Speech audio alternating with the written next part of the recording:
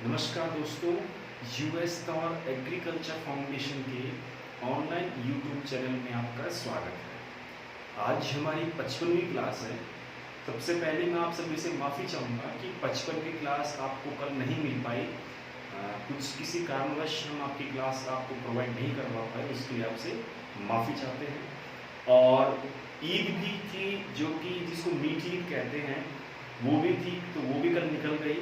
तो हमारी तहे दिल से इच्छा थी कि हम हमारे बच्चों को ईदी भी विश करेंगे। इतना अच्छा मौका मिला है कि हम ऑनलाइन सभी को देखो, इतने अच्छे हम फेस्टिवल कहते हैं कि ईद का जो फेस्टिवल होता है बहुत ही अच्छा फेस्टिवल होता है ये मीठी ईद। इस दिन सेवइयाँ बनाई जाती है दूध से, और इसको बड़े चाव से सभी को खिलाया जाता है।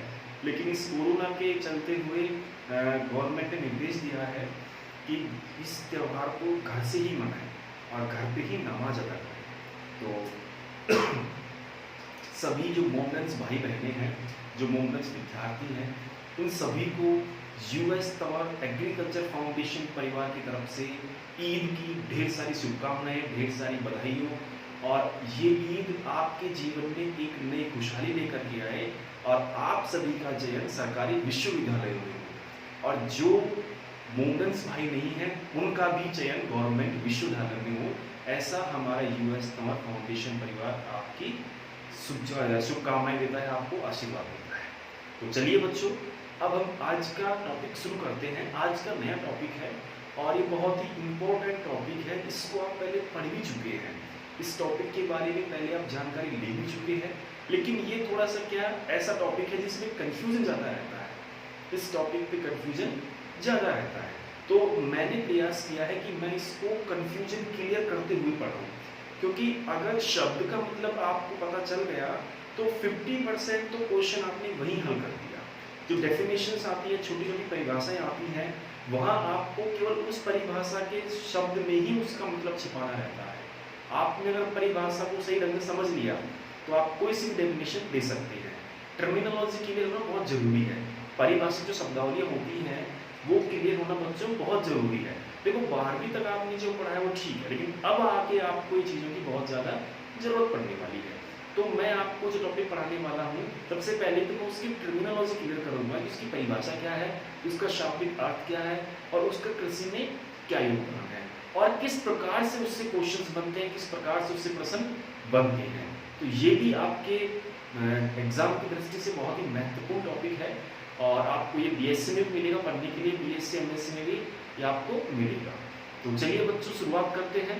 हमारा जो आज का टॉपिक है वो टॉपिक है मृदा उर्वरता और मृदा उत्पादकता, जिसको इंग्लिश में कहते हैं soil fertility and soil productivity. ये बच्चों दो शब्द हैं, दोनों शब्दों के मतलब में दिन रात का फर्क है। अगर आप ढंग से समझोगे, अगर आप इनके मतलब को ढंग से नहीं समझ पाओगे तो हमेशा कंफ्यूजन रहेगा, और मतलब में ही सारा उत्तर है, इसका आंसर जो है वो मतलब में ही है।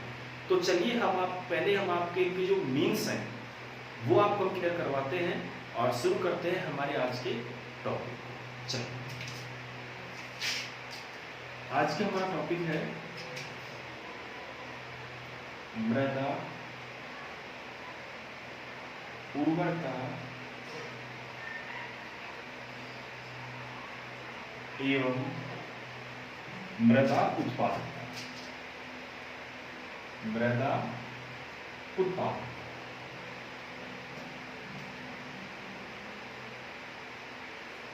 ठीक है। मृदा उर्वरता एवं मृदा उत्पादकता, बच्चों इनको इंग्लिश में मृदा उर्वरता को सॉइल फर्टिलिटी, मृदा को अंग्रेजी में क्या बोलते हैं बच्चों, सॉइल, और उर्वरता को फर्टिलिटी,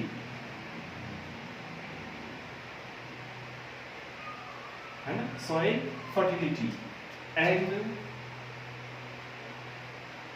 मृदा उत्पादकता को सॉइल प्रोडक्टिविटी, सॉइल प्रोडक्टिविटी।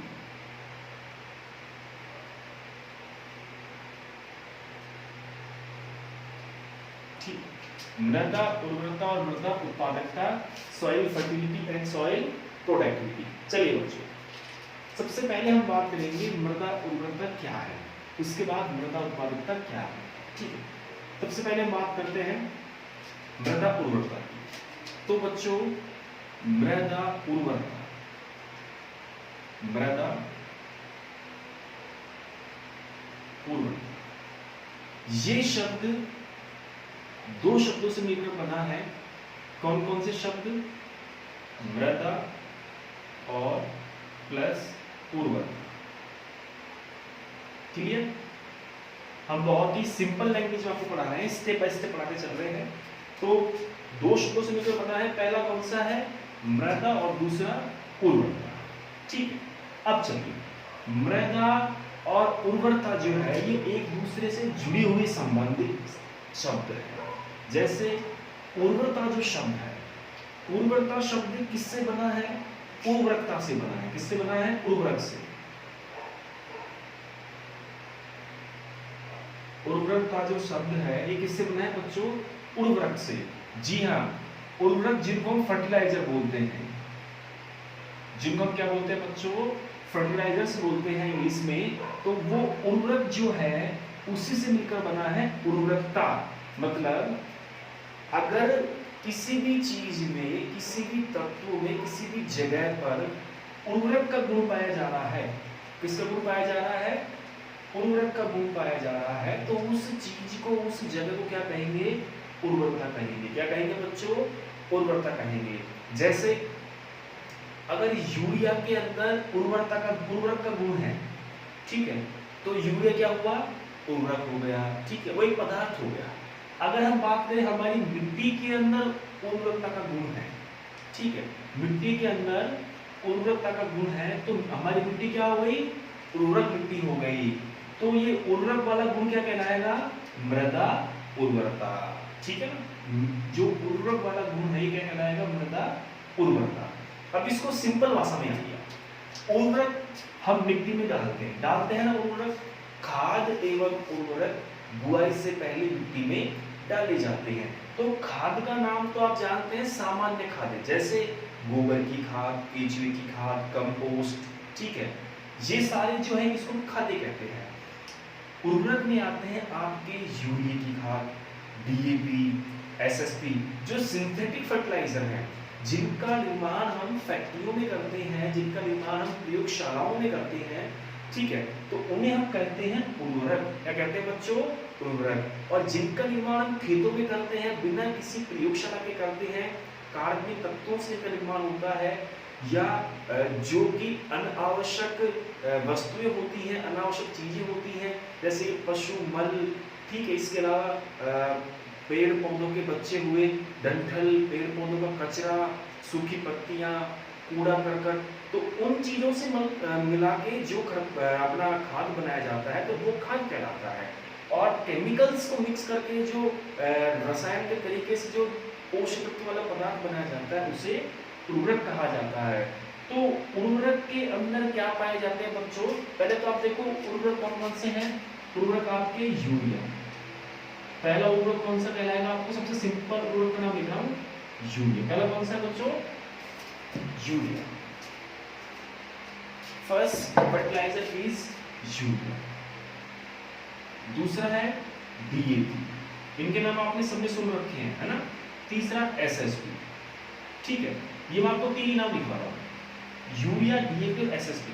ठीक है, ये जो उर्वरक है ये सब सिंथेटिक उर्वरक है, ये सब संश्लेषित उर्वरक है। अब इन उर्वरकों में क्या पाया जाता है? इन सभी उर्वरकों में पाया जाता है पोषक तत्व। क्या पाया जाता है बच्चों? पोषक तत्व। देखो समझते हुए चलना, एक एक कड़ी को जोड़ते हुए चलना। मृदा उर्वरता दो शब्दों से मिलकर बना है, मृदा प्लस उर्वरता। ठीक है, यहाँ समझ में आ गया? मृदा प्लस उर्वरता। उर्वरता जो शब्द है ये उर्वरक से मिलकर बना है। किससे मिलकर बना है? उर्वरक से मिलकर बना है। अब उर्वरक कौन कौन से होते हैं?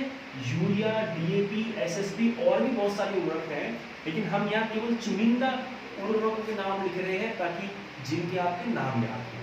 ठीक है, तो ये फेमस है, इनके आपको नाम याद है, इनको आप खेतों में उपयोग भी लेते हैं। तो यूरिया, डीएपी, एसएसपी उर्वरक हैं। अब हम उर्वरक जो होता है उसके अंदर क्या पाया जाता है? तो उर्वरकों के अंदर पोषक तत्व पाए जाते हैं। क्या पाए जाते हैं? पोषक तत्व या न्यूट्रिएंट्स। क्या पाए जाते हैं उर्वरकों के अंदर? पोषक तत्व पाए जाते हैं, न्यूट्रिएंट्स पाए जाते हैं। अब आप इसकी परिभाषा समझो। पोषक वह मृदा जिसमें पोषक तत्व विद्यमान हो। क्या विद्यमान हो? पोषक तत्व विद्यमान हो। उस मृदा को क्या कहेंगे? उर्वरक मृदा कहेंगे। आगे ना समझ में? देखो सारी चीजें समझने के बाद परिभाषा निकल के सामने क्या आई है कि वह मृदा जिसमें पोषक तत्व विद्यमान हो या पाए जाते हो, उस मृदा को क्या कहेंगे? उस मृदा को मृदा उर्वरता कहेंगे। क्या कहेंगे? मृदा उर्वरता कहेंगे। अब मुझे ये बताओ कि वह मृदा जिसमें पोषक तत्व पाए जा रहे हैं, ठीक है, अब ये पोषक तत्व किसके लिए पाए जा रहे हैं? पोषक तत्व जो है इनका उपयोग कौन करेगा बताओ? इनका उपयोग पौधा करेगा। किसके लिए पोषक तत्व पाए जा रहे हैं? पौधों के लिए, है ना। तो पोषक तत्व की पूर्ति किनके लिए हो रही है? पौधों के लिए हो रही है। तो इसकी परिभाषा को हम थोड़ा सा चेंज करते हैं और उसमें एक चीज ऐड करते हैं कि पौधों के लिए। किनके लिए? पौधों के लिए पोषक तत्व की पूर्ति, है ना। पौधों के लिए पोषक तत्व की पूर्ति अगर किसी मृदा से हो रही है तो वह मृदा क्या कहलाएगी? मृदा उर्वरक कहलाएगी। कौन सी मृदा कहलाएगी बच्चों? वो उर्वरक मृदा कहलाएगी। अगर कोई मृदा पौधों के जो आवश्यक पोषक तत्व हैं उनकी अगर पूर्ति करवा रही है तो मृदा क्या कहलाएगी? वो मृदा उर्वरक कहलाएगी। क्या कहलाएगी? मृदा उर्वरक कहलाएगी। और ये उर्वरक वाला गुण ही उसका क्या कहलाता है? मृदा उर्वरकता कहलाता है। क्या कहलाता है? मृदा उर्वरकता कहलाता है। अब इसके परिभाषा में थोड़ा सा और चेंज कर रहे हैं। अब देखिए हमने सारी परिभाषाएं पढ़ ली। अब इसकी एक निष्कर्षित और सारगर्भित परिभाषा हमारे सामने निकल करके आती है। वो ये है कि पौधों के पोषक तत्वों की पूर्ति के लिए, पौधे के पोषक तत्वों की पूर्ति के लिए आवश्यक पोषक तत्व प्रदान कराने की क्षमता, या ये कह सकते हैं कि पौधे के लिए संतुलित पोषक तत्व प्रदान करने की क्षमता ही क्या कहलाती है? मृदा उर्वरता कहलाती है। अगर मृदा में पोषक तत्व प्रदान करने की क्षमता है, पौधे के लिए मृदा में पोषक तत्व प्रदान करने की क्षमता है, तो वो मृदा क्या कहलाएगी? उर्वरक मृदा कहलाएगी। क्या कहलाएगी बच्चों? उर्वरक मृदा कहलाएगी। और यही गुण क्या कहलाएगा? मृदा उर्वरता कहलाएगा। ठीक है, अब सारी परिभाषाएं पढ़ ली। अब मैं आपको इसको वापस से समझा रहा हूँ एक बार। कभी कभी क्या होता है कि 2-3 परिभाषाएं पढ़ने पे कंफ्यूज हो जाते हैं। ठीक है, तो इसको मैं एक बार और सिंपल भाषा में आपको समझा देता हूँ। सुनिए आप इसको कि मृदा उर्वरकता 2 शब्दों से मिलकर बना है। पहला मृदा, दूसरा उर्वरकता। ठीक है, उर्वरकता शब्द उर्वरक से लेकर बनाया गया है और उर्वरक जो कि यूरिया, डीएपी, एसएसपी होते हैं। ठीक है, उर्वरक यानी यूरिया, डीएपी, एसएसपी होते हैं। इन उर्वरकों के अंदर क्या पाए जाते हैं? पोषक तत्व पाए जाते हैं। मिलते नहीं मिलते बताओ? यूरिया में क्या मिलता है? नाइट्रोजन। डीएपी में क्या मिलता है? नाइट्रोजन और फास्फोरस। एसएसपी में सिंगल सुपर फास्फेट। ठीक है, तो यहाँ पे क्या मिला? फास्फोरस मिला। तो इन सभी चीजों में सभी पोषक तत्व मिलते हैं। तो उर्वरकों के अंदर क्या मिला? पोषक तत्व मिला। अब हमारी परिभाषा क्या बन गई कि वह मृदा जो कि पौधों के लिए आवश्यक पोषक तत्वों की पूर्ति करती हो, है ना। परिभाषा में क्या जोड़ेंगे हम? देखो, वह मृदा, मृदा तो यहाँ पे है ही, वह मृदा आगे जिसमें पौधों के लिए क्या हो? पोषक तत्व हो, पोषक तत्व विद्यमान हो। वह मृदा जिसमें पौधों के लिए पोषक तत्व विद्यमान हो या पोषक तत्व प्रदान करने की क्षमता हो, उस मृदा को क्या कहेंगे? मृदा उर्वरता कहेंगे। क्या कहेंगे बच्चों? मृदा उर्वरता कहेंगे। तो इसको आप ऐसे कैसे उतार लो? 1-2 बार इसको आप समझना, आपके समझ में आ जाएगा। इसका शाब्दिक अर्थ यही है कि मृदा के अंदर पोषक तत्वों की मात्रा, मृदा के अंदर पोषक तत्वों की मात्रा। मान लीजिए मेरे पास जो खेत की मिट्टी है उसमें पोषक तत्व कम है, पोषक तत्व कम है, तो हमारी मिट्टी क्या कहलाएगी? हमारी मिट्टी कम उर्वरक कहलाएगी। क्या कहलाएगी? कि हमारी मिट्टी जो है उर्वरक तो है लेकिन कम है। लेकिन अगर हमारी मिट्टी में पोषक तत्व ज्यादा है तो हमारी मिट्टी क्या कहलाएगी? उर्वरक मिट्टी कहलाएगी। हमारी मिट्टी में पोषक तत्व सही मात्रा में विद्यमान है। तो ये मृदा के गुण को प्रभाव शो करता है, मृदा के जो गुण होता है उसको प्रदर्शित करता है कि मृदा में किस प्रकार का गुण है, मृदा में पोषक तत्व है कि नहीं है। अगर दोबारा शब्द आपके सामने आए कि मृदा उर्वरता क्या है, तो आपको क्या समझना है कि उर्वरता शब्द उर्वरक से लेकर बना गया है। किससे बनाया गया है? उर्वरता शब्द उर्वरक से मिलकर बनाया गया है। और उर्वरक कौन से होते हैं? डीएपी, एसएसपी, ठीक है, यूरिया, ये सब उर्वरक होते हैं। और इन सभी उर्वरकों में क्या पाया जाता है? पोषक तत्व पाया जाता है, पाया जाता है ना। अब इसको समझो कि वह मृदा जिसमें पोषक तत्वों की मात्रा हो, या वह मृदा जो कि पौधे के लिए पोषक तत्व उपलब्ध कराने में सक्षम हो, वह मृदा जो कि पौधों के लिए पोषक तत्व उपलब्ध करवाने में सक्षम हो या पोषक तत्व उपलब्ध करवाने की क्षमता हो, उस मृदा को हम क्या कहेंगे?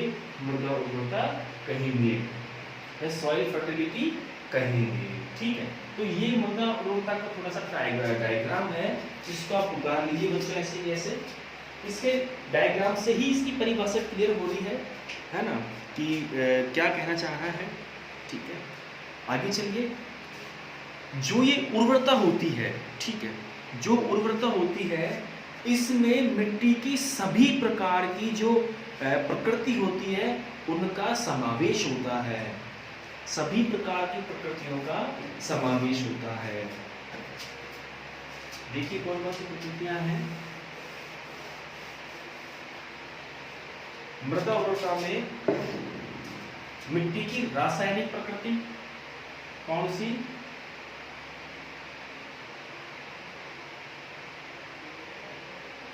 रासायनिक प्रकृति, ठीक है। दूसरी जैविक प्रकृति, ठीक है। पहली कौन सी है? रासायनिक, जिसको हम केमिकल भी कह सकते हैं, ठीक है। दूसरी है जैविक, जिसको हम बायोलॉजिकल भी कह सकते हैं।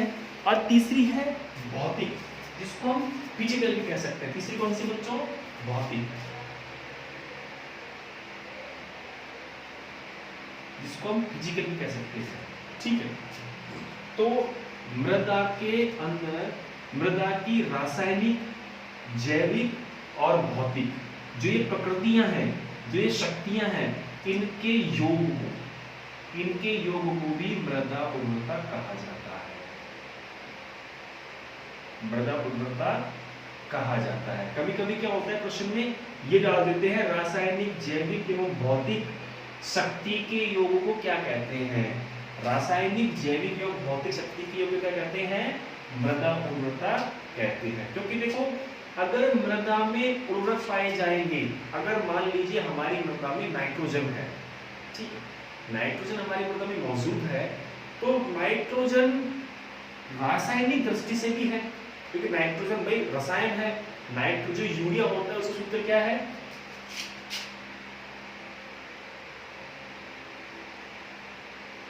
ठीक है, ये यूरिया का सूत्र है, ठीक। अब ये जो रसायन है ये केमिकल मात्रा में मिलेगा, लिक्विड फॉर्म में मिलेगा, ठीक है। तो इस मृदा की रासायनिक प्रकृति, दूसरी बात इस मृदा के अंदर जो जैविक पदार्थ हैं, जो सूक्ष्म जीव हैं, माइक्रोब्स, सूक्ष्म जीवाणु जैसे केंचुआ और लाभदायक जीवाणु हैं, ठीक है, उनकी स्थिति। और मृदा की फिजिकल कंडीशन कैसी है, कंकड़ पत्थर है कि नहीं है, कार्बनिक पदार्थ की मात्रा है कि नहीं है, ठीक है। तो ये सभी जो शक्तियां होती हैं, रासायनिक, जैविक और भौतिक, इन सभी शक्तियों के योग को भी मृदा उर्वरता कहते हैं, सॉइल फर्टिलिटी कहते हैं, ठीक है। तो ये भी एक इसकी परिभाषा के लिए नया शब्द जोड़ा जा सकता है आपके लिए पेपर में, कि रासायनिक, जैविक और भौतिक शक्ति के योग को क्या कहते हैं? मृदा उर्वरता कहते हैं। क्योंकि उर्वरता के लिए सभी चीजें चाहिए, मृदा की फिजिकल कंडीशन भी अच्छी होनी चाहिए, भाई मृदा उर्वरक कब कहलाएगी? जब उसकी फिजिकल कंडीशन अच्छी हो, मतलब भौतिक स्थिति अच्छी हो, साफ सुथरी होनी चाहिए, कंकड़ पत्थर रहित होनी चाहिए, खरपतवार मौजूद नहीं होनी चाहिए, कीट रोग नहीं लगने चाहिए, ठीक है। तो ये इसके अलावा पौधे को जब हम बोएंगे बीज के रूप में तो पौधा जल्दी अंकुरित होना चाहिए, पौधे का विकास अच्छा होना चाहिए, ठीक है। तो रासायनिक दृष्टि से भी अच्छा है, जैविक दृष्टि से उसमें सूक्ष्म जीव मौजूद होनी चाहिए, तो जैविक दृष्टि से भी अच्छा है। फिजिकल कंडीशन से, भौतिक स्थिति के हिसाब से उसमें कंकड़ पत्थर नहीं हो, किसी प्रकार की मृदा में व्यवधान पैदा नहीं हो, जैसे लवणीय मृदा नहीं हो, क्षारीय मृदा नहीं हो, है ना। तो भौतिक स्थिति भी सही हो। जब ये तीनों परिस्थितियां सही रहेंगी, तीनों स्थितियां समान रहेंगी, तो इन तीनों स्थितियों के योग को भी क्या कहेंगे हम? मृदा उर्वरकता कहेंगे। तो इनडायरेक्टली ये भी कभी कभी प्रश्न डाल करके पूछ लिया जाता है, तो आपको इसका भी विशेष ध्यान रखना है। तो इसको भी आप ऐसे वैसे उतार लीजिए, रासायनिक, जैविक और भौतिक शक्ति के योग को भी मृदा उर्वरकता कहते हैं, ठीक है। अब बच्चों, जो मृदा उर्वरकता होती है, इसके कुछ प्रभावित करने वाले इसके कारक हैं, इसको प्रभावित करने वाले कुछ कारक हैं। कारकों को दो भागों में बांटा गया है, प्राकृतिक कारक और कृत्रिम कारक, ठीक है। मृदा उर्वरकता के कारक कितने हैं बच्चों? दो, एक तो है प्राकृतिक और दूसरा है कृत्रिम। चलिए,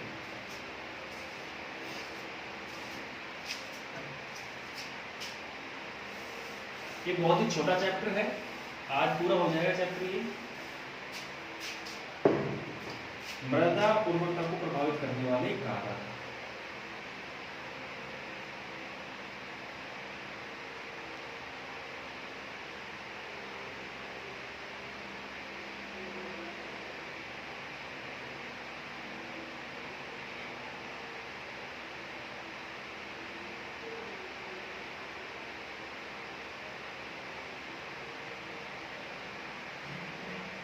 ठीक है, factor affecting of soil fertility, मृदा उर्वरकता को प्रभावित करने वाले कारक कौन कौन से कारक हैं? मृदा उर्वरकता को प्रभावित करने वाले दो कारक हैं, ठीक है। दो प्रकार के कारक हैं, दो प्रकार के कारक हैं, दो प्रकार के क्या हैं? कारक हैं। कभी कभी प्रश्न में कारक भी पूछ लिया जाता है कि निम्न में से मृदा उत्पादकता को प्रभावित करने वाला कारक है, तो उसमें तीन कारक तो आते हैं सॉइल फर्टिलिटी के, एक आता है सॉइल प्रोडक्टिविटी का, उसमें आपको छांटना होता है। तो इस प्रकार के प्रश्न भी पूछ लिए जाते हैं, इसलिए जानकारी पूरी रखना आवश्यक है। तो दो प्रकार के कारक है, पहले कौन सा है? प्राकृतिक, पहले कौन से हैं? प्राकृतिक, और दूसरे कौन से हैं? कृत्रिम, दूसरा कृत्रिम। अब देखिए, इन दोनों में अंतर समझिए। प्राकृतिक कारक, प्राकृतिक का मतलब होता है नेचुरल, जिसमें हमारा कोई हस्तक्षेप नहीं हो, जो कि प्रकृति के द्वारा पहले से ही जो तत्व बनाए गए हैं, अगर वो कारक प्रभावित करेंगे तो वो सभी किसमें आएंगे?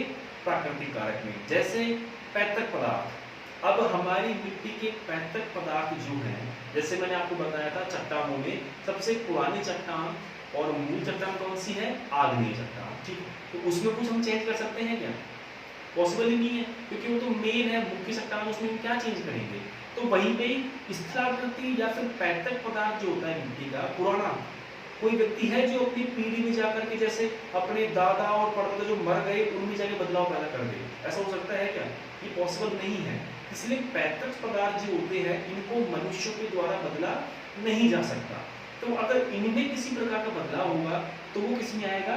प्राकृतिक कारक में आएगा। कृत्रिम कारक, कृत्रिम कारक जैसे मृदा का पीएच, अब सॉइल का पीएच मनुष्य के हस्तक्षेप से घट भी जाता है, बढ़ भी जाता है, होते ही नहीं होते। जैसे अगर मृदा अम्लीय है तो हम क्या करेंगे? क्या मिलाएंगे उसमें? हम अम्लीय मृदा में किस चीज का यूज किया जाता है बच्चों? अम्लीय मृदा में अगर आपको डालना हो तो आप चूने का प्रयोग कर सकते हैं, और क्षारीय मृदा में जिप्सम का प्रयोग कर सकते हैं, है ना। तो अगर इसके अलावा और लवणीय मृदा हो तो लवणीय मृदा के लिए लीचिंग का प्रयोग किया जाता है ना, लीचिंग का प्रयोग किया जाता है। तो अब यहाँ पे अगर पीएच का बैलेंस डिस्टर्बेंस है तो वो मनुष्य के हस्तक्षेप के कारण है। तो प्राकृतिक कारक वे सभी कारक हैं जिनमें मनुष्य का हस्तक्षेप नहीं होता, जो प्रकृति के द्वारा बनाए गए नियम है, प्रकृति के बनाए गए कारक है। कृत्रिम कारक वे सभी कारक हैं जिनमें मनुष्य के द्वारा बदलाव संभव है और मनुष्य के द्वारा बदलाव किया जाता है। तो दो प्रकार के कारक हैं जो कि हमारी उर्वरकता को प्रभावित करते हैं। अब सबसे पहले हम लिखाएंगे आपको प्राकृतिक कारक के बारे में मैं लिखवा रहा, पहले प्रश्न करूंगा। लिखिए सबसे पहले पहला जो पॉइंट है वो है पैतृक पदार्थ, दूसरा है स्थलाकृति, तीसरा है मृदायु। पहला है पैतृक पदार्थ,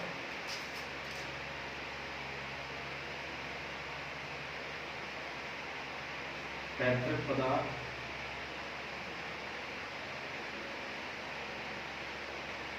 दूसरा है स्थलाकृति,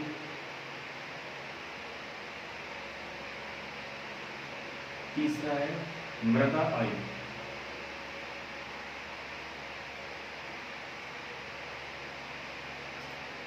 मृदा आयु, सॉइल एज, ठीक है। ये तीन तत्व है। इसके अलावा एक तत्व और अगर आप लिखना चाहो तो लिख सकते हो कि जलवायु, ठीक है, जलवायु।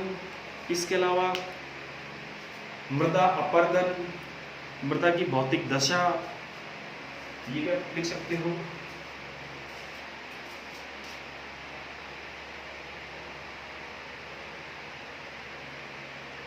जलवायु,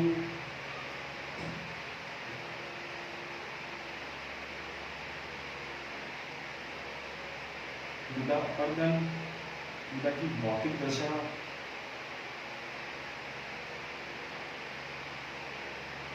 ये पॉइंट इसमें आप डाल सकते हो, ठीक है। ये मुख्य मुख्य पॉइंट है, पॉइंट तो बहुत सारे हैं लेकिन ये मेन पॉइंट है। अब आइए कृत्रिम कारक में, कृत्रिम कारक सबसे पहले हम लिखेंगे पीएच मान, पीएच मान। उसके बाद फसल उगाने की विधि, ठीक है। उसके बाद कार्बन पदार्थ की मात्रा, ठीक है, सूक्ष्म जीवों की मात्रा। देखिए आप लिखिए सबसे पहले पीएच मान, फसल उगाने की विधि, कार्बन पदार्थ की मात्रा, सूक्ष्म जीवों की मात्रा। सबसे पहले पीएच मान, ठीक है। उसके बाद कार्बन पदार्थ की मात्रा, कार्बनिक पदार्थ की मात्रा। उसके बाद फसल बोने की विधि या फसल प्रणाली, फसल प्रणाली, ठीक है। उसके बाद फसल प्रणाली हो गया। इसके बाद सूक्ष्म जीव की मात्रा, सूक्ष्म जीवों की मात्रा, ठीक। ये मुख्य मुख्य बिंदु है, ये मैंने आपको लिखवा दिए।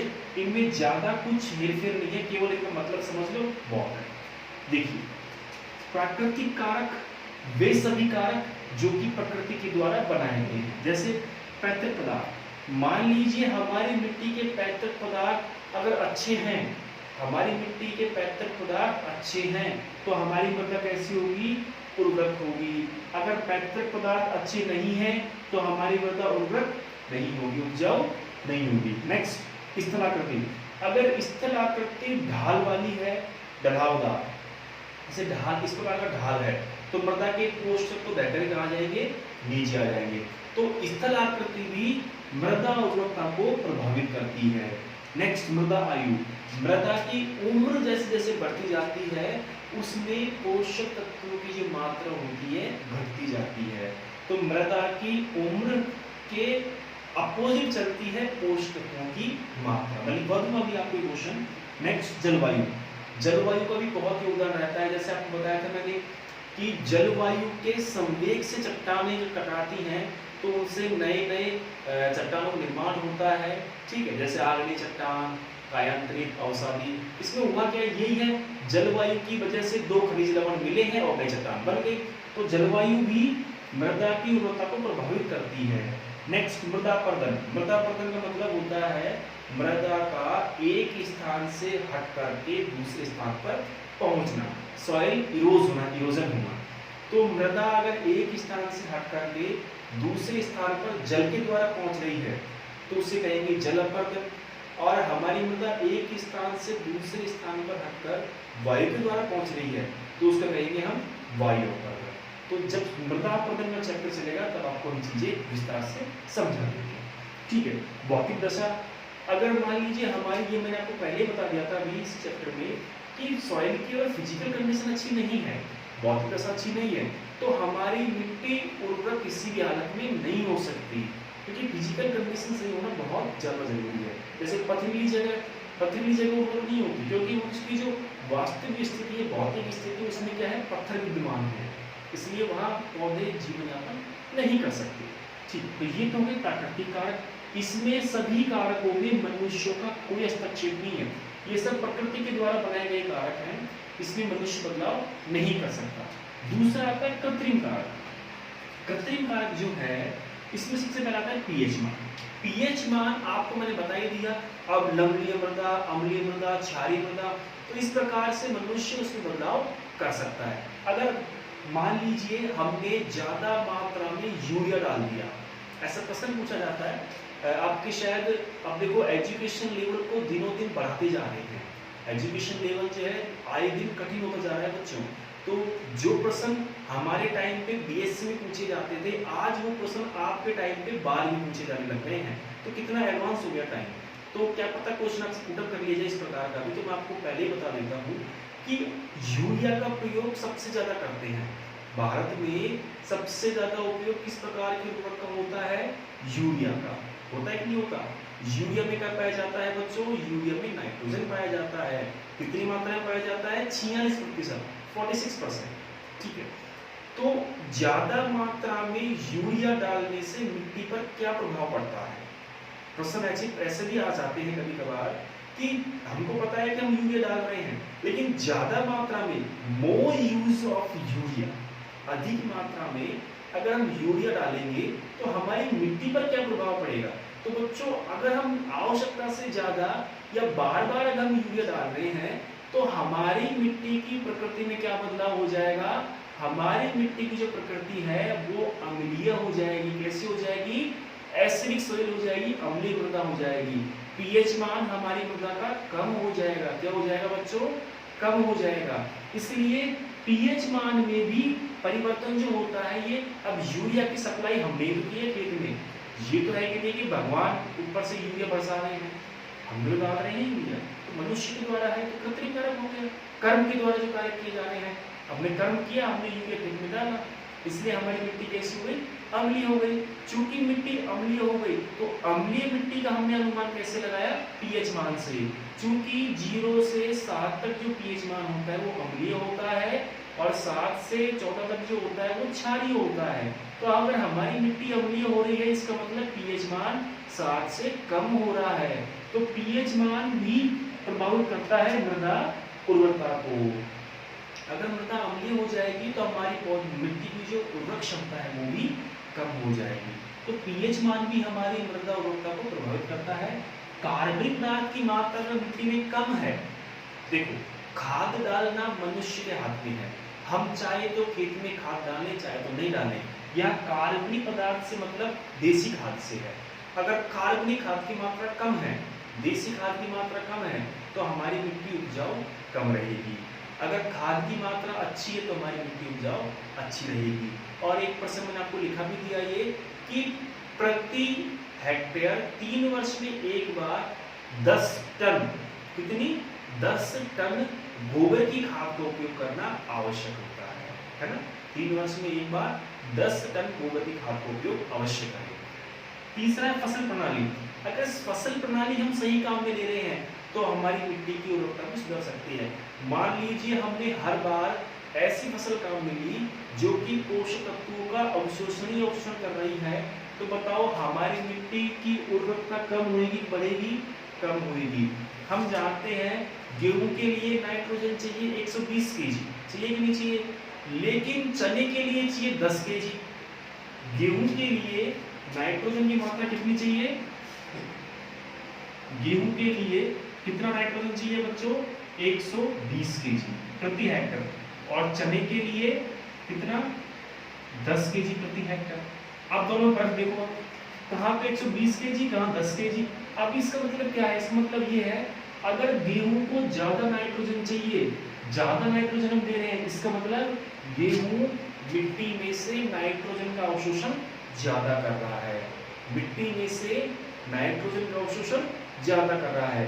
अगर हमने नाइट्रोजन नहीं डाला खेत में, अगर हमने यूरिया नहीं डाला, तो उस स्थिति में क्या होगा? गेहूं का पौधा मिट्टी में जो नाइट्रोजन बचा हुआ है उसको ग्रहण करना शुरू कर देगा, तो हमारी मिट्टी में नाइट्रोजन की कमी हो जाएगी। लेकिन हम ये कर सकते हैं कि मान लीजिए हम खरीफ के मौसम में मूंग उड़द हम बोए, तो मूंग उड़द में क्या पाया जाता है? जो दलहनी फसलें हैं उनकी जड़ ग्रंथियों में एक राइजोबियम नामक जीवाणु पाया जाता है, और वो राइजोबियम जीवाणु जो होता है वो नाइट्रोजन के स्थिरीकरण के लिए सहायक होता है। राइजोबियम जीवाणु वायुमंडल की नाइट्रोजन को जड़ के द्वारा मिट्टी में स्थिरीकरण करने का कार्य करता है। ठीक है, तो अगर हम दलहनी फसल बोएंगे, जैसे हमने मूंग उड़द बो दी खरीफ के मौसम में, तो उस स्थिति में क्या होगा? मिट्टी के अंदर नाइट्रोजन पहले से ही मौजूद हो जाएगा। फिर हम रबी के मौसम में अगर गेहूं बो रहे हैं, तो हमें उस स्थिति में 120 केजी की आवश्यकता नहीं पड़ेगी। तो फसल प्रणाली जो होती है, सही फसल प्रणाली काम में लेंगे तो हमारी मिट्टी की उर्वरक क्षमता बढ़ेगी, और गलत काम में लेंगे तो उर्वरक क्षमता घटेगी। तो उर्वरक क्षमता को प्रभावित करने के लिए कृत्रिम कारक भी उत्तरदायी है। चौथा बचता है सूक्ष्म जीवों की मात्रा। बच्चों, सूक्ष्म जीव सबसे पहला जीव नाम आता है वो है केंचुआ। अगर मिट्टी में केंचुआ अच्छा है तो हमारी मिट्टी में कार्बनिक पदार्थ की मात्रा प्रचुर मिलेगी। इसी के साथ साथ मिट्टी में उपजाऊपन भी अच्छी मात्रा में मिलेगा। अगर कार्बनिक पदार्थ की मात्रा कम है, केंचुए की मात्रा कम है, तो हमारी मिट्टी उपजाऊ कम रहेगी। तो ये सभी तमाम जो कारक मैंने आपको लिखाए हैं, प्राकृतिक और कृत्रिम, ये दोनों प्रत्यक्ष और अप्रत्यक्ष रूप से हमारी मृदा की जो उर्वरक शक्ति है, हमारी मृदा की जो पोषक तत्व प्रदान करने की जो क्षमता है, उसको कम कर रहे हैं और बढ़ा रहे हैं। ठीक है ना? प्राकृतिक कारक ये भी कम करते हैं, बढ़ाते हैं, कृत्रिम कारक ये भी कम करते हैं और बढ़ाते हैं। तो मृदा उर्वरकता के प्रभावित करने वाले दो ही कारक हैं, एक बार लिख लीजिए ऐसे कैसे। और जो मैंने आपको बोल के समझाया है, इसको भी आपसे रिक्वेस्ट है कि आप इसको लिखित में लिखें, लिखते हुए चले।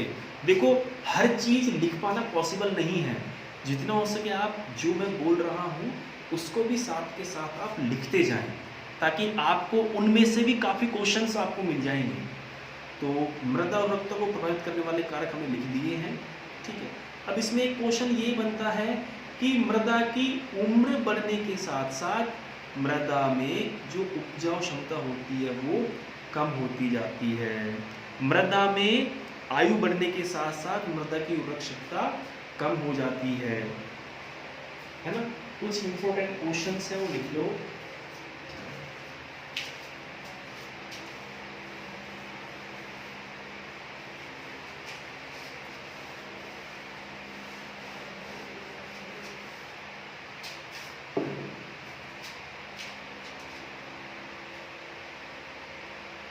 ये लिखना मृदा उर्वरता के लिए। ठीक है, मृदा की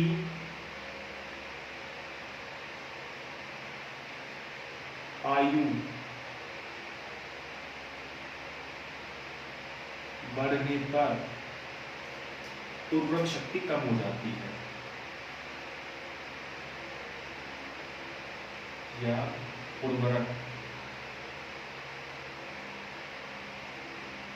ठीक है, या उर्वरता, देखो सभी शब्दों में नाम लिख रहा हूं, है ना? उर्वरता कम होने लगती है, कम होने लग जाती है, कम होने लग जाती है ना? इसका विशेष ध्यान रखना कि हमारी मिट्टी पुरानी होगी तो फसल के लिए आवश्यक अच्छी है कि नहीं है? नहीं, अच्छी नहीं है, क्योंकि मिट्टी जब जैसे जैसे पुरानी होती जाएगी उसके अंदर पोषक तत्व कम होते जाएंगे, क्योंकि हम भी जानते हैं कि मिट्टी जैसे जैसे मिट्टी की वैलिडिटी बढ़ती जाती है, हम उसमें फसल उगाते रहते हैं, तो उस स्थिति में हमारी मिट्टी की जो उपजाऊ क्षमता होती है वो कम हो जाती है। ठीक है, तो इसलिए लिखा है कि मृदा की आयु बढ़ने पर उर्वरकता या उर्वरक जो उर्वरक क्षमता होती है वो भी मिट्टी की कम होने लग जाती है ना। नेक्स्ट, ताप बढ़ने पर, क्या बढ़ने पर? ताप बढ़ने पर भी उर्वरक क्षमता कम होने लग जाती है।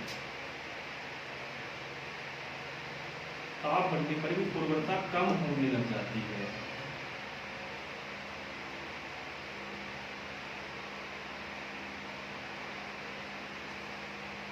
वो कैसे? देखिए, जब मौसम का तापमान बढ़ेगा, जैसे अभी इस समय तापमान 47-48 डिग्री सेंटीग्रेड है, तो इस समय हमारी मिट्टी सूखी है या फिर उसमें पेड़ पौधे जीवित हैं? मिट्टी सूखी है। तो जैसे जैसे ताप बढ़ेगा उसके अंदर मौजूद सूक्ष्म जीव भी मरते चलते जाएंगे, कम होते चलते जाएंगे। जब सूक्ष्म जीव कम हो जाएंगे तो मृदा के अंदर वायु की कमी हो जाएगी और पोषक तत्व खत्म हो जाएंगे, पोषक तत्व नष्ट हो जाएंगे। इसलिए जैसे जैसे तापमान बढ़ेगा मृदा की जो उर्वरक क्षमता है, जो उर्वरकता है, वो भी कम होने लग जाएगी, वो भी घटने लग जाएगी। तो इन बेसिक जो पॉइंट्स हैं इनका विशेष ध्यान रखना। आप यही प्रकार के जो प्रश्न हैं वो की पूछे जाते हैं। अब हम पढ़ेंगे आपके लिए दूसरा जो हमारा पॉइंट है वो है मृदा उत्पादकता। मृदा उत्पादकता, इसको आप ऐसे कैसे उतार लीजिए दोनों पोर्शनों को।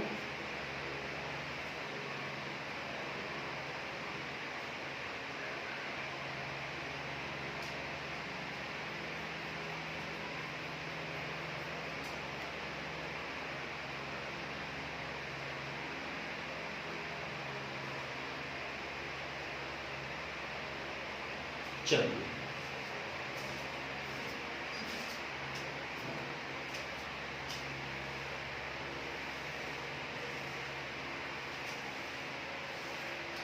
मृदा उत्पादकता, सॉइल प्रोडक्टिविटी।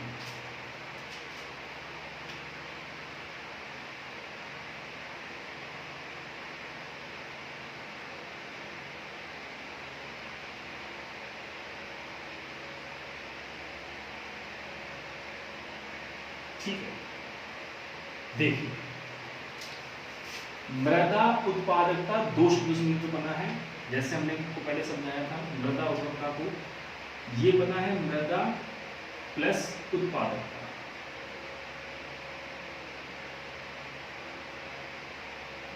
मृदा प्लस उत्पादकता, इसमें भी वही बात है। उत्पादकता शब्द किससे मिलकर बना है? उत्पादकता शब्द उत्पादन से मिलकर बना है। किससे बना है? उत्पादन से मिलकर बना है। ठीक है, उत्पादन को इंग्लिश में क्या बोलते हैं? प्रोडक्शन।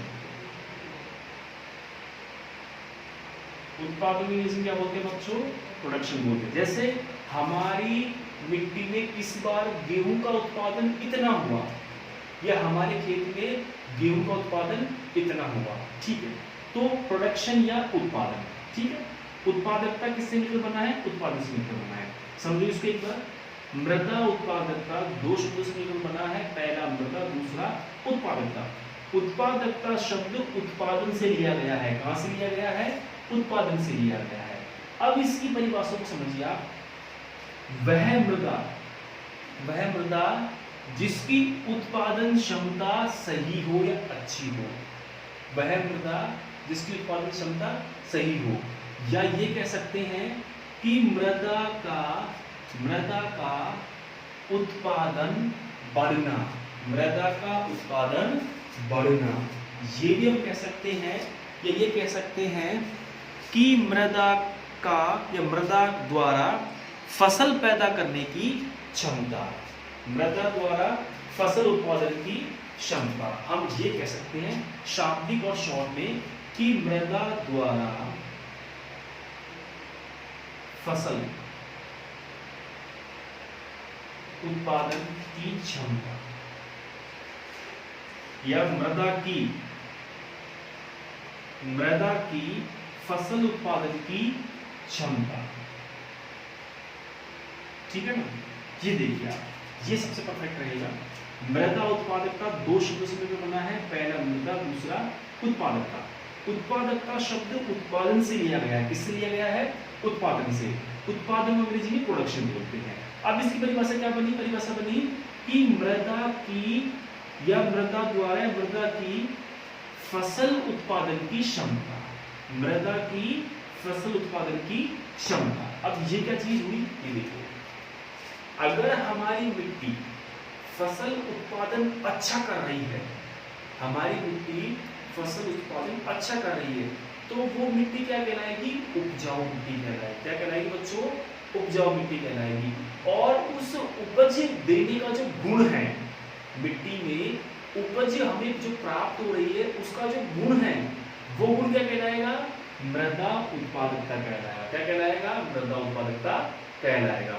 सामान्य शब्दों में इसको हम समझिए, ये समझिए कि मृदा की फसल उत्पादन करने की क्षमता, मृदा की फसल उत्पादन करने की क्षमता क्या कहलाती है, मृदा उत्पादकता कहलाती है। ठीक है, अब हम जानते हैं कि फसल जो पैदा होती है, फसल जो पैदा होती है उसको मापते हैं। हम कैसे अंदाजा लगाएंगे कि हमारी फसल कितनी हमारी उपज हुई। जो उपज होती है, इस उपज को हम माप सकते हैं कि हमारी कितनी उपज हुई प्रति हेक्टेयर में, माप सकते हैं ना। जैसे हमारे इस वर्ष हमारे 1 हेक्टेयर में 20 कुंटल गेहूं हुए। कितने हुए, 20 कुंटल गेहूं हुए। तो यहाँ पे जो वैल्यू आएगी वो आएगी क्विंटल प्रति हेक्टेयर या किलोग्राम प्रति हेक्टेयर। ठीक है, तो प्रति हेक्टेयर में हम इसको माप सकते हैं। उत्पादन को माप सकते हैं, नहीं माप सकते, आप यही बताइए। उत्पादन मापा जा सकता है, गेहूं का उत्पादन कितना हुआ, सरसों का उत्पादन कितना हुआ, चने का उत्पादन कितना हुआ। तो ये कितना शब्द जो है इसका मतलब होता है मेजरमेंट करना, मापना तराजू के द्वारा। अब तराजू लोकल भी हो सकते हैं, इलेक्ट्रिक भी हो सकते हैं, ठीक है, या ताकड़ी भी हो सकती है ना। तो उसके द्वारा हमें चीजों को मेजर करना होता है, मेजरमेंट करना होता है। तो फसल के उत्पादन को ही मृदा उत्पादकता कहते हैं। अब कई मृदाएं ऐसी होती हैं जो कि फसल का उत्पादन बहुत अच्छा करती हैं, लेकिन कई मृदाएं ऐसी होती हैं जिनमें फसल उत्पादन अच्छा नहीं होता, तो वो हम पढ़ेंगे। इसमें मृदा उत्पादकता जो है इसका शाब्दिक और स्पष्ट अर्थ ये निकल रहा है यहाँ पे कि मृदा द्वारा फसल उत्पन्न करने की क्षमता। अगर हमारी मृदा फसल उत्पादन अच्छा कर रही है तो हमारी मृदा की उत्पादकता अच्छी है, और हमारी मृदा फसल उत्पादन अच्छा नहीं कर रही तो हमारी मृदा की उत्पादकता अच्छी नहीं है। लेकिन उत्पादकता जो है ये किस पे डिपेंड है, फर्टिलिटी पे। अगर हमारी मिट्टी में उपजाऊ पोषक तत्व होंगे तभी तो हमारी मिट्टी अच्छा उपज देगी। सही बात है कि नहीं है। अगर मिट्टी में पोषक तत्व नहीं होंगे तो बताओ मिट्टी में उपज ही कहाँ से मिलेगी। उपज लेने के लिए तो हम न्यूट्रिएंट्स डालते हैं, यूरिया डालते हैं। इसलिए मृदा का उत्पादक होना भी जरूरी है उत्पादन प्राप्त करने के लिए, है ना।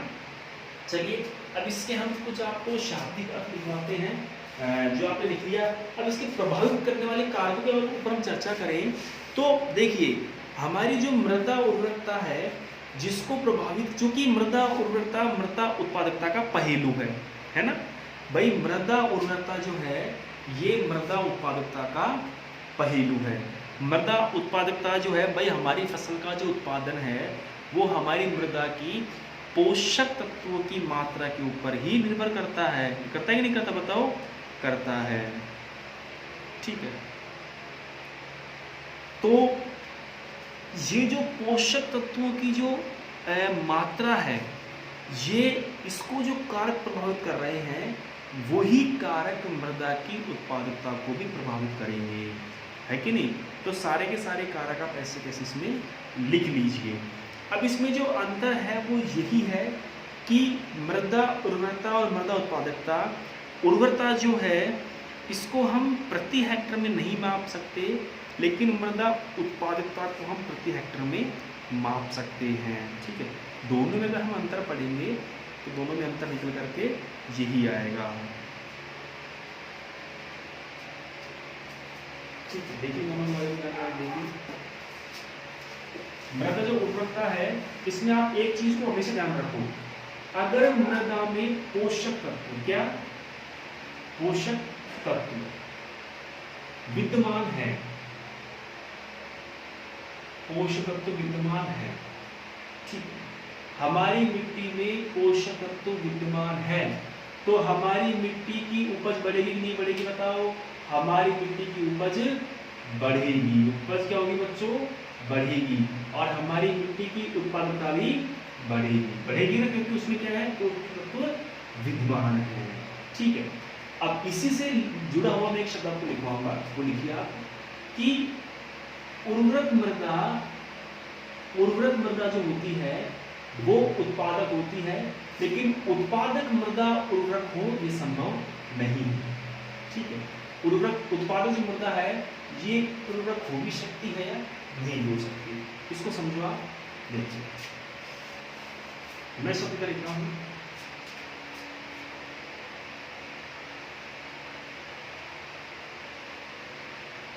उत्पादक मृदा उर्वरक होती है,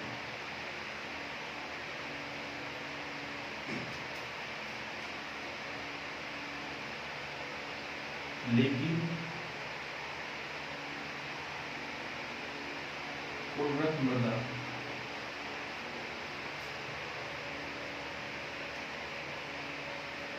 उत्पादक हो, ये उर्वरक मृदा उत्पादक हो, ये हो भी सकता है नहीं भी हो सकता, ये निश्चित नहीं है। निश्चित नहीं है। ठीक है, समझो इसको। देखिए ये लाइन को जितनी बार आप पढ़ोगे उतनी बार इसका शब्द अलग, इसका अर्थ अलग निकलेगा, लेकिन जिस वे में मैं आपको उत्तर समझा रहा हूं उस वे में आपको इसको समझना है। देखिए उत्पादक मृदा उर्वरक हो सकती है या होती है, लेकिन उर्वरक मृदा उत्पादक हो ये निश्चित नहीं है। अब इसका मतलब क्या है समझो। मान लीजिए हमारी मिट्टी में उत्पादन अच्छा हो रहा है। क्या हो रहा है? उत्पादन अच्छा हो रहा है।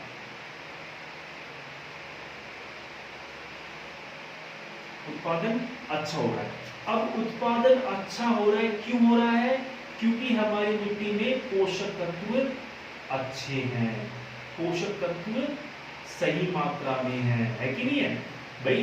पोषक तत्व हैं, उसी के बाद पोषक उत्पादन अच्छा हो रहा है। अगर मिट्टी में पोषक तत्व नहीं होंगे तो उत्पादन कहां से हो जाएगा बताओ? पॉसिबल है क्या? नहीं है ना। इसलिए जो पोषक तत्व होते हैं इसको बोलते हैं उर्वरकता। मैंने आपको समझाया था ना कि पोषक तत्व किसमें पाए जाते हैं? उर्वरकों में पाए जाते हैं। और उर्वरकों का ये गुण क्या कहलाता है? उर्वरता कहलाता है। तो उर्वरकता या पोषक तत्व वाली मिट्टी में, ये पोषक तत्व वाली मिट्टी हमेशा उत्पादन देगी। लाइफ में ध्यान रखना कि जिस मिट्टी में पोषक तत्व विद्यमान है वो मिट्टी उपज देगी। लेकिन हमें अगर उपज मिल रही है, हमें किसी मिट्टी से, मान लीजिए मेरे को गेहूं की उपज 20 से 25 क्विंटल मिलनी चाहिए 1 हेक्टर में, लेकिन मुझे मिली है 40 क्विंटल। कितनी मिली है? 40 क्विंटल मिली है। तो उसके लिए क्या कारण रहा है 40 क्विंटल मिलने का? तो उसमें सबसे बड़ा कारण ये भी रहा है कि हमारी मिट्टी में पोषक तत्वों की मात्रा सही है, जो न्यूट्रिएंट्स है वो सही मात्रा में, अर्थात उर्वरक मृदा हमारी है, हमारी मृदा में उर्वरक की मात्रा मौजूद है। अब क्या हुआ? इसका मतलब समझो कि अगर मेरी मिट्टी में उत्पादन हो रहा है तो मेरी मिट्टी में उर्वरक मौजूद है। मेरी अगर मुझे उत्पादन हो रहा है तो मेरी मिट्टी कैसी है? उपजाऊ मिट्टी है, मेरी मिट्टी उर्वरक मिट्टी है ना। तो जिस मिट्टी में उत्पादन होता है वो मिट्टी उर्वरक होती है, क्योंकि उसमें उत्पादन हो रहा है ना। तो जिस मिट्टी में उत्पादन हो रहा है तो उत्पादक मृदा उर्वरक होती है। जिस मृदा में उत्पादन होता है वो मृदा में पोषक तत्व विद्यमान होते हैं, उर्वरक होती है। लेकिन जिस मिट्टी में पोषक तत्व विद्यमान हो, अब यहां से पॉइंट दूसरा आ गया, जिस मिट्टी में पोषक तत्व विद्यमान हो वो मिट्टी उत्पादक हो या ना हो ये संभव नहीं है। मान लीजिए मेरे पास जो खेत है उसमें पोषक तत्व बहुत ज्यादा मात्रा में है, बहुत अधिक मात्रा में पोषक तत्व है, लेकिन मेरे खेत में उपज ही नहीं मिल रही। क्यों नहीं मिल रही? क्योंकि पोषक तत्व तो हैं लेकिन जो खरपतवार है उनकी मात्रा ज़्यादा है, कीट रोगों का अटैक जो आक्रमण होता है वो बढ़ जाता है। इसके अलावा जो मौसम है वो मौसम हमारी फसल के अनुकूल नहीं है, ठीक है।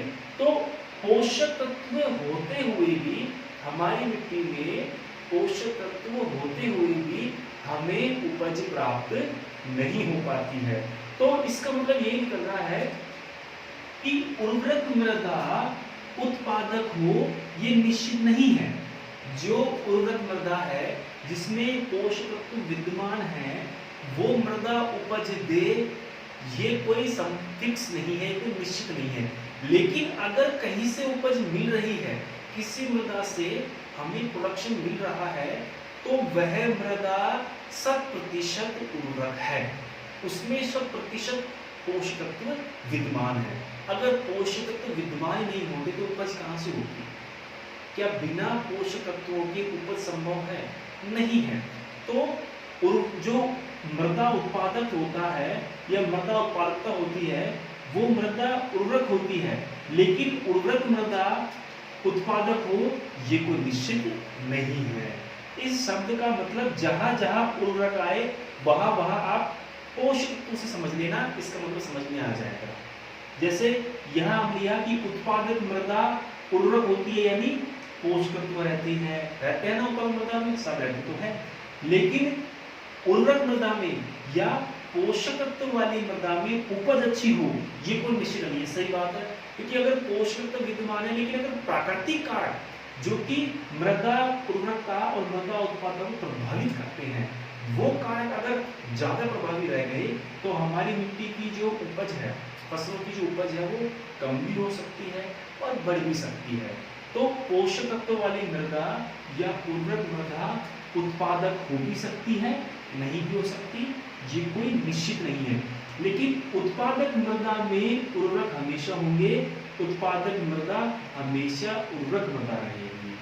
ठीक है, तो इस लाइन को आप अगर समझ में नहीं आए तो आप इसको एक बार रिपीट करके दोबारा से सुनना, आपको समझ में आ जाएगा। तो इसको आप ऐसे कैसे लिख लीजिए, ठीक, ऐसे कैसे आपको याद करने में दिक्कत नहीं आएगी। तो बच्चों ये एक छोटा सा चैप्टर था, छोटा सा टॉपिक था जो मैंने आपको क्लियर करवा दिया है। अब इन दोनों में डिफरेंस था वो डिफरेंस में लिखा देता हूँ एक बार, इसको उतार लीजिए कैसे कैसे।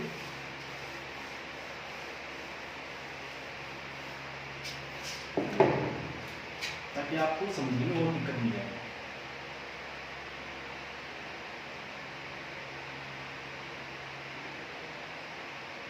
डिफरेंट मृदा उत्पादन,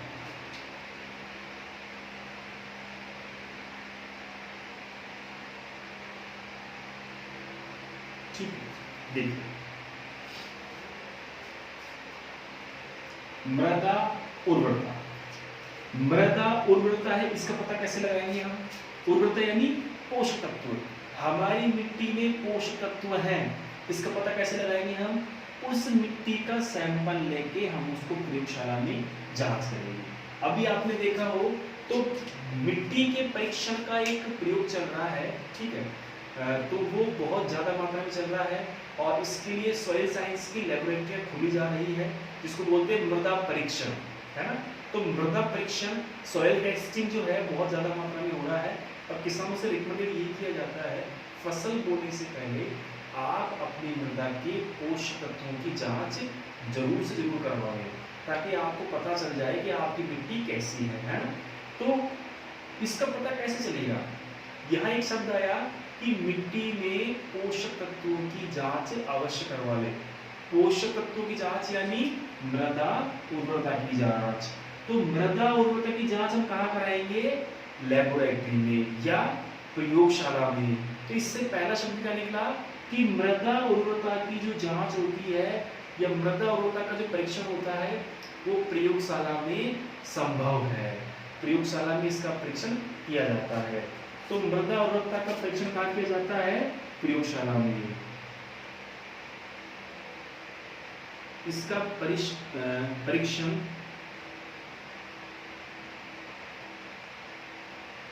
प्रयोगशाला में संभव है, प्रयोगशाला में संभव है।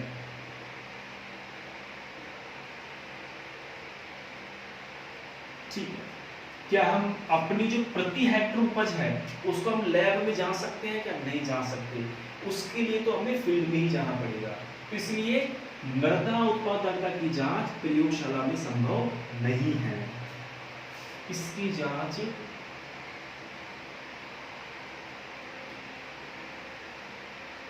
प्रयोगशाला में संभव नहीं है। देखो बेसिक अंतर है, प्रयोगशाला में संभव नहीं है।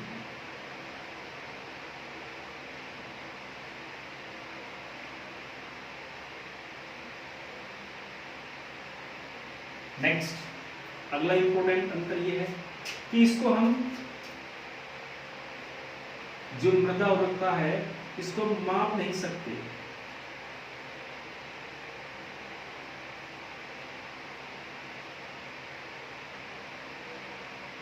ठीक है, इसको माप सकते हैं, इसे माप सकते हैं। किस रूप में माप सकते हैं? उदाहरण लीजिए सबके साथ आप कि क्विंटल प्रति हेक्टर या केजी प्रति हेक्टर ना। तो क्विंटल प्रति हेक्टर ये केजी प्रति हेक्टर में हम उत्पादन को माप सकते हैं। मापते नहीं मापते, हम तोलते हैं ना कि हमारी मिट्टी में कितना उत्पादन हुआ, ठीक है, या हमारी मिट्टी के कितना उपज मिला, ठीक है। तो इसको हम माप सकते हैं क्विंटल प्रति हेक्टर, किलो प्रति हेक्टर में, या रुपयों में, पैसे में भी इसको माप सकते हैं। इस बार हमने 10,000 रुपए की गेहूं बेची, इसको पैसे में नहीं माप सकते, इसे पैसों में नहीं माप सकते,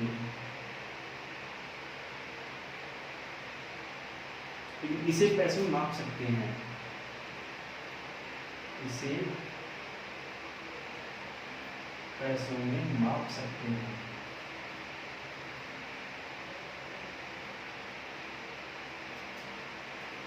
ठीक है, साथ एक बार लिखा दीजिए।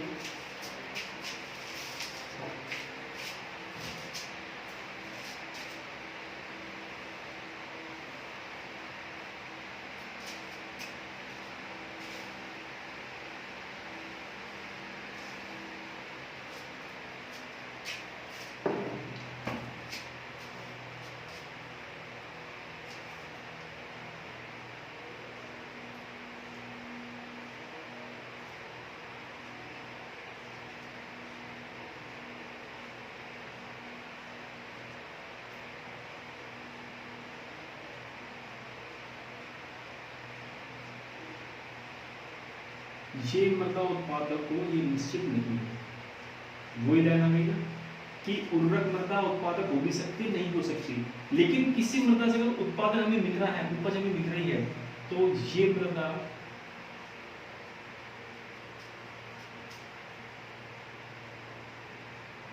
हमेशा उर्वरक रहेगी।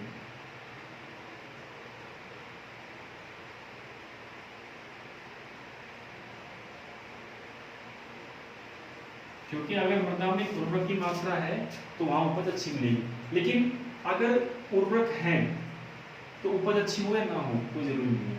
अगर उत्पादन अच्छा हो रहा है तो मतलब उस मिट्टी में पोषक तत्वों की मात्रा अच्छी है। तो ये शॉर्ट में आज का टॉपिक था जो मैंने क्लियर करवा दिया है। इतना छोटा सा चैप्टर था। अब कल पढ़ेंगे राजस्थान की मृदाएं, है ना, सोइल साइंस चल रहा है अभी, तो हम कल पढ़ेंगे राजस्थान की मृदाएं। तो बच्चों आज के लिए इतना ही था। कल फिर मिलेंगे आपसे नए टॉपिक के साथ, नए बिंदु के साथ। तब तक के लिए कर दीजिए और आप अपनी पढ़ाई रेगुलर करते रहिए सबके साथ। जिन बच्चों ने ICAR के फॉर्म नहीं भरे हैं प्लीज़ फॉर्म भर दीजिए आप, और जिन्होंने जेड के फॉर्म नहीं भरे वो भी भरिए। और वे सभी विद्यार्थी जो हमारी क्लास को पहली बार देख रहे हैं उनसे सभी से रिक्वेस्ट है कि प्लीज़ हमारी क्लास को सब्सक्राइब करें, लाइक करें, बेल आइकन दबाएं, और इस क्लास को 12th विद्यार्थी के पास जरूर से जरूर शेयर करें। ठीक है बच्चों, धन्यवाद, शुभ दिन।